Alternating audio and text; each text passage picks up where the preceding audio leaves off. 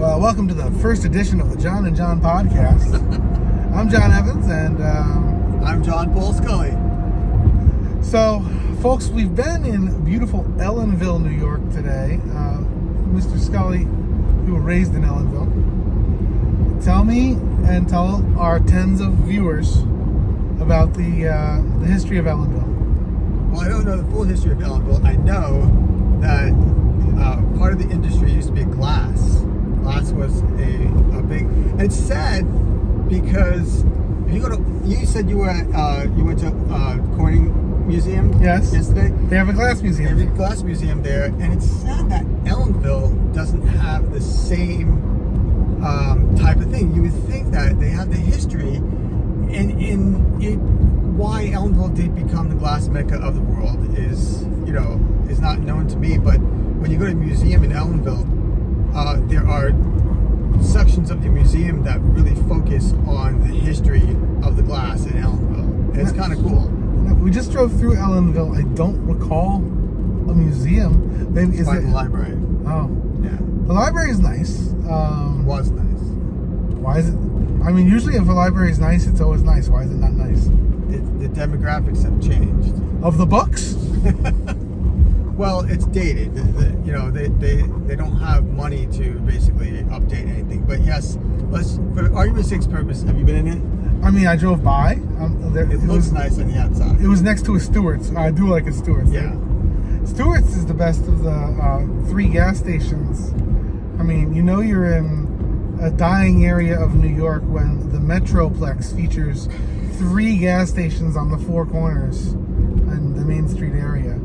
There's a Stewart's, which was nice, and then there was a Citgo that looks like it's on its last legs. And I don't even know what the other one was. It might have been a Sunoco, but yeah, that's when you know. But Ellenville was known for the prison and the fact that the prison's been there for years, and the excuse that a lot of people make up. So to update everybody, Ellenville is a village that's falling apart, and it's gotten demographically worse throughout the years, and the prison is blamed on this because lots of families who have spouses that are in prison have inmate relatives that have moved here, need places to live, most of which are single mothers that are on welfare, and so what you get is a industry of slumlords, people renting, and that's more or less whether or not that's the real reason why Ellenville has become what it is. I think is debatable because the prison's been there all this for years. John was telling me earlier that if your sentence is long enough, your family would move up to be close to you because there were times, I don't even know do they still do the conjugal visit thing? Is that yeah. Huh.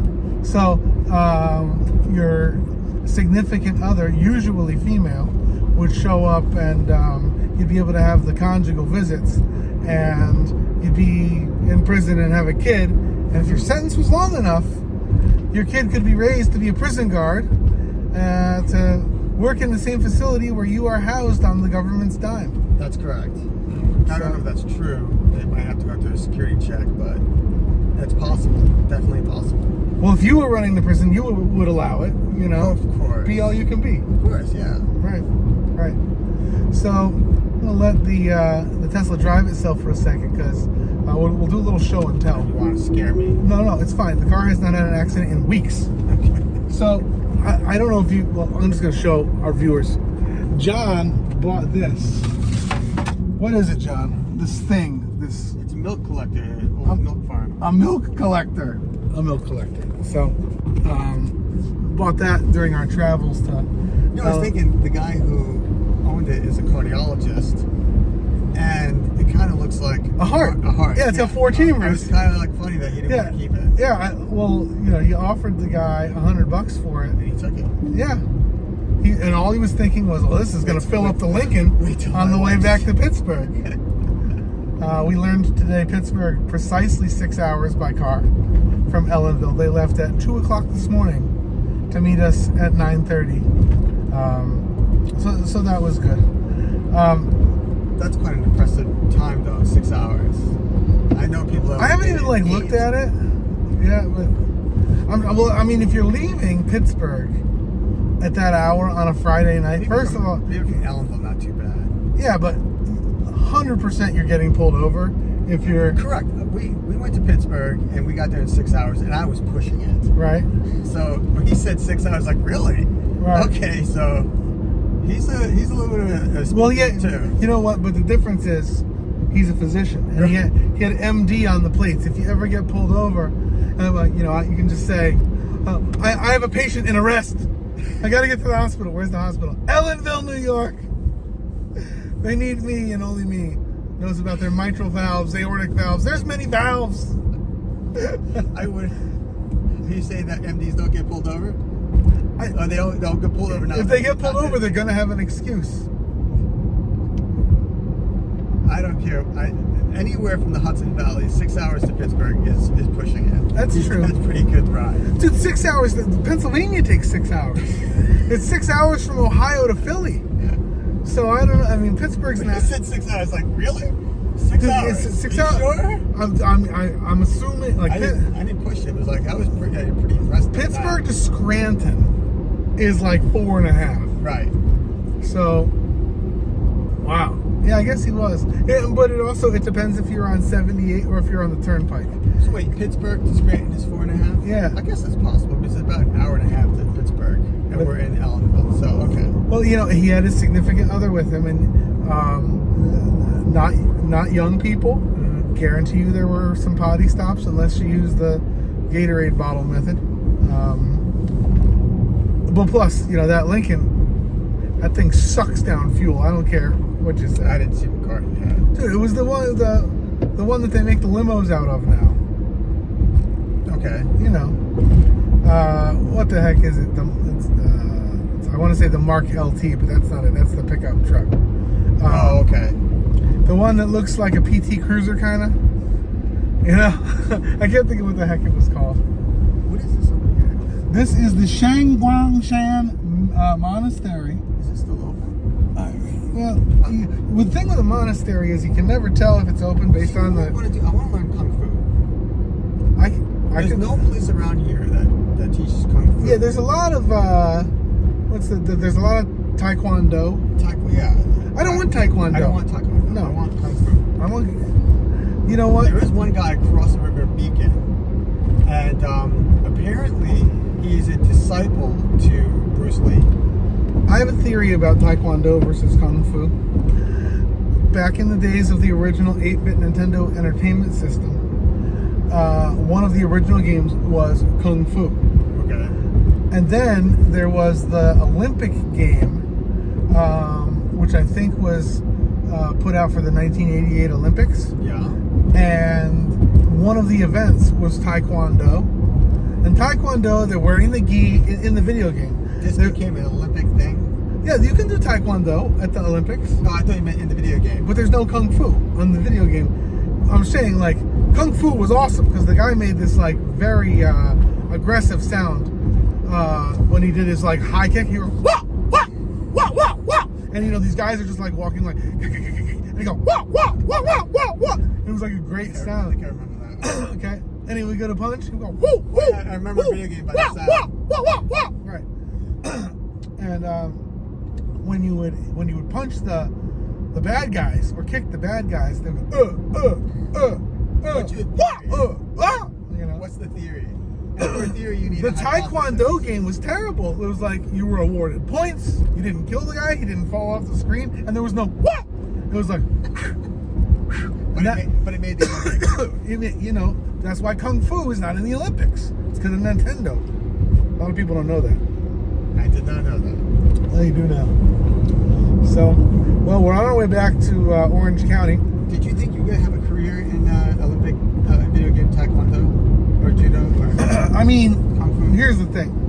Are you heartbroken because kung fu did not make it into the Olympics? I think a lot more people would watch the Olympics if the sport was called kung fu. First of all, the athletes should come out shirtless, like Bruce Lee. How do you perform kung fu on a video game? Because it's very specialized moves. You know, like is kung fu different? Origami with their fingers. You know, is kung fu different than karate? Oh, way different. Okay, so if you're a master of kung fu, they literally. I mean, if we're gonna give taekwondo, like there's gonna be medals for taekwondo. Mm-hmm. People did not watch Bruce Lee because of the taekwondo. Well, like karate and a lot of Japanese stuff is basically it's circular. So it's basically kick, block, kick, block, kick, block. But kung fu's they're so brilliant that they have the opportunity to, when they punch, they can tickle your throat with their fingers. So there's lots of different origami kind of moves, you know. I like origami also. That would not do well as an Olympic sport, though it could. Like, you know, make the swan. Okay, guys, and go. And you know, they're moving their fingers as fast as they can, trying to make the swan. So, I think it's completely different. It's a different style altogether. But I don't want. If I'm training a modern day 2023 Taekwondo athlete, you got to differentiate yourself. This is not like the AKC Kennel Club show, right, where like there's a standard. Mm-hmm. You got to differentiate yourself. My guy, no gi, pants only. Okay, pants and belt. He's wearing the Danielson thing. Yeah. The headband. Every time he makes a move, especially kicks. Wah! he would be a media marvel. We're gonna go places with you, Johnson. Wah! Now, I think also if we're training him that way, he has to make the sound if he gets hit. Now, Taekwondo is also a sport, just like judo and karate. Those are sports. Judo. Mm-hmm. So they got judo and Taekwondo, but there's no kung fu. Come on. That's the problem with the Olympic Games. They're like, oh, and we're gonna go over to Bob Costas. He's at the top of the hill for the steeplechase. Like, no one's excited about steeplechase. They want to see the NBA teams. They want to see the runners. They want to see the 315-pound girl doing the shot put. Right? Basically, you know, it's the athlete freaks. And honestly, if the goal of the Olympics is not to showcase the country's greatest athletes, but it's to make money, which is what it should be, then they should have an Olympic Village OnlyFans. You know, see, well, I want to see what's going on in the Olympic Village.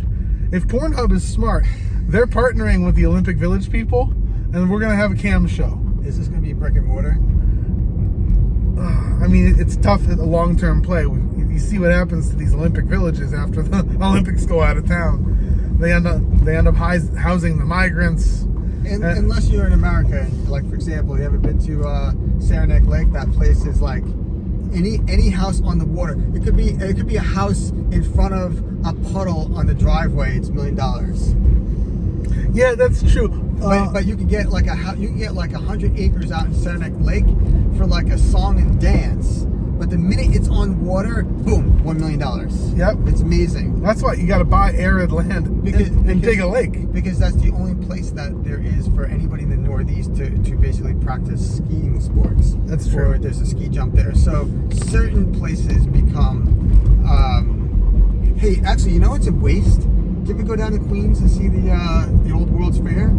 Oh yeah, from King of Queens. Just sitting there doing nothing.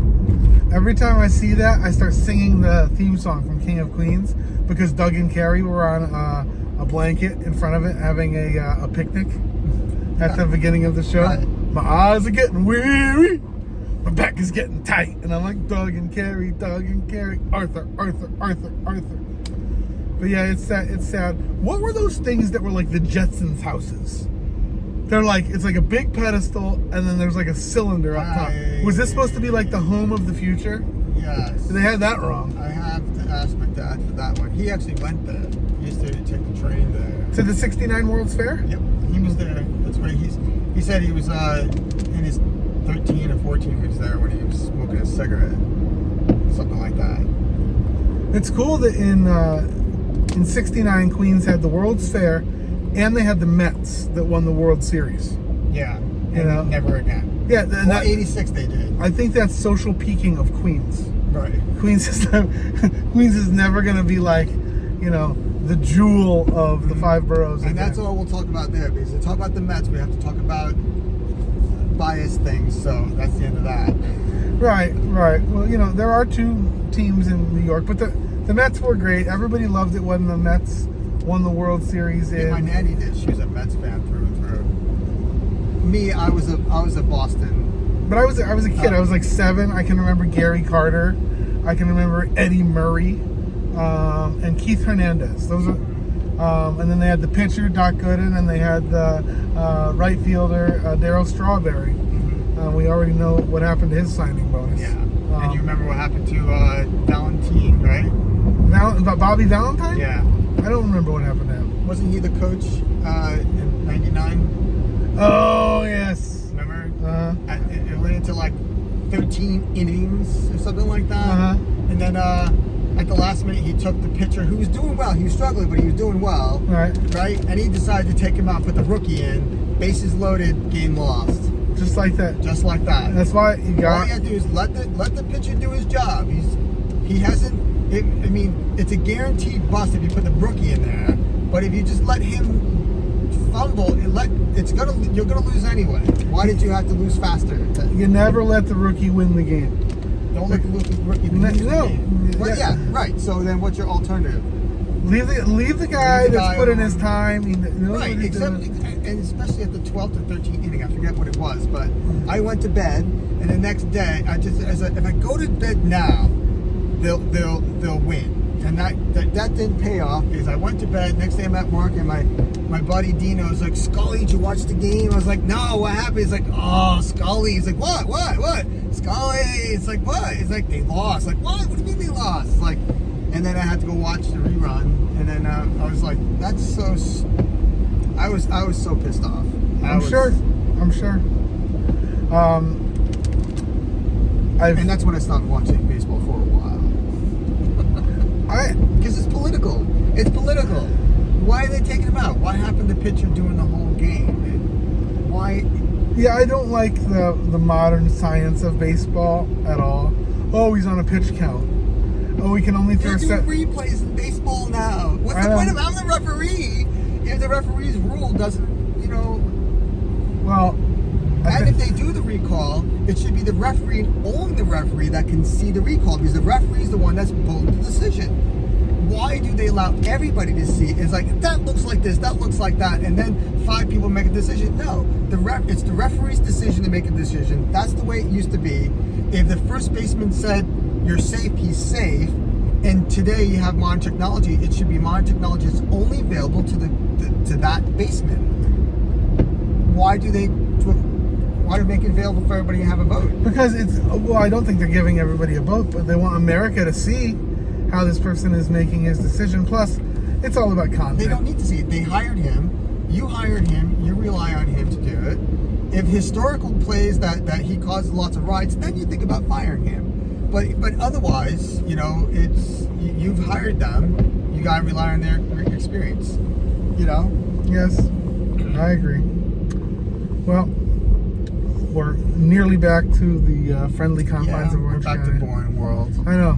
It was fun up there. We almost went to Cohen's and got some raisin pumpernickel bread, which is what they're world famous for. But we went to the high rent district in Ellenville to see what that looks like, and there are really nice 30-year-old homes up there. Really nice 100-year homes up there. Yeah, a lot of lead paint, a lot of asbestos, but your mileage may vary, as they say. So, anyway, folks, this has been the John and John podcast, Volume 1.0. I'm John Evans. I'm John Scully. Have a great day, everybody.